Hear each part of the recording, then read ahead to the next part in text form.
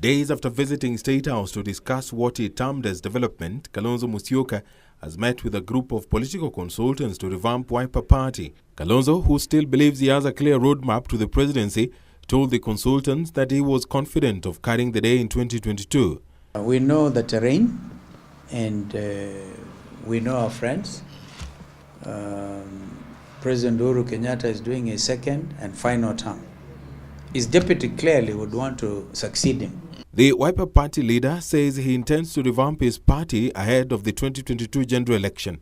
We'll be gaining membership from NASA coalition parties and from Jubilee. So we want to really, this is now going to be the biggest political formation.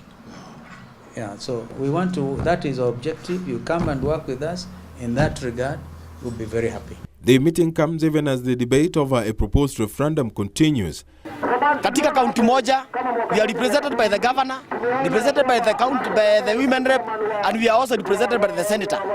Na mimi nikionelea kama mwananchi, hiyo viti tatu haina kitu inasaidia mwananchi nayo.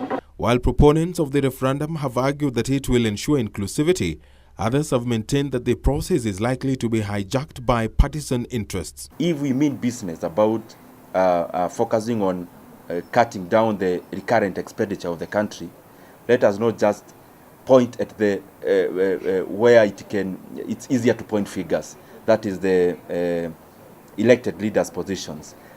The debate on the referendum should not be anchored on the issue of punguza mzigo. I think the punguza mzigo talk wants to saturate and dilute the intent of the referendum.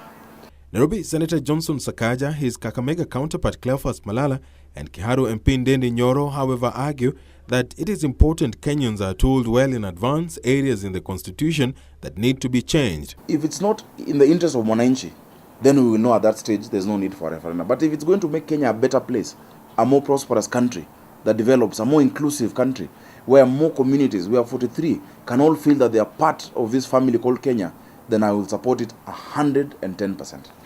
This even as a group of MCAs drawn from Baringo County castigated what they termed as disrespect on the deputy president by some leaders in the clamor for a constitutional review. As much as we support referendum,